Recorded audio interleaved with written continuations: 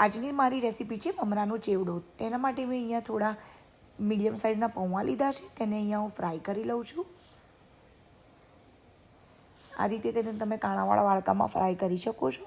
Fry કરીને તેને paper ટોવલમાં કાઢી લો, જેથી બધું ઓઇલ સોક થઈ જાય. ત્યારબાદ મેં આ બ્રાન્ડના મકાઈ પૌવા લીધા છે, તો હું થોડા મકાઈ પૌવા પણ ફ્રાય કરી લઉં છું. ત્યારબાદ સિંગદાણાને પણ ફ્રાય કરી લો.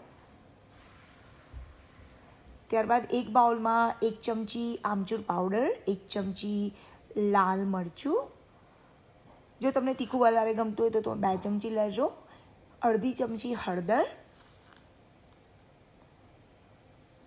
2 ચમચી ખાંડ,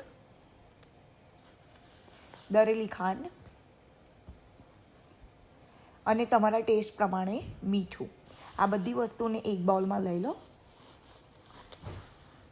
ત્યારબાદ ઓઇલ ગરમ કરવા મૂકો. મેં જે તળેલું તેલ બચ્યું હતું એ જ યુઝ કર્યું છે. તેમાં હું અહીંયા લીમડો એડ કરું છું, મીઠો લીમડો. થોડો લીમડો કડક થઈ જાય ત્યારબાદ તેમાં હિંગ એડ કરો. હિંગથી મમરામાં ટેસ્ટ ખૂબ જ સરસ આવે છે. ત્યારબાદ તેમાં મમરા એડ કરો અને બધો જે મસાલો આપણે બનાવ્યો હતો તે મસાલો એડ કરો અને બધું સરસ રીતે મિક્સ કરી દો. ત્યારબાદ તેમાં સિંગદાણા, મકાઈ પૌવા અને તળેલા પૌવા એડ કરો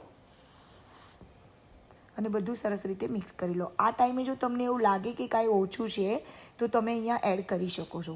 આમચૂર પાવડર, મરચું, સોલ્ટ, ખાંડ કંઈ પણ તમારે એડ કરવું હોય તો તમે એડ કરી શકો છો. તમે અને એને ધીમા તાપે શેકાવા દો થોડી વાર.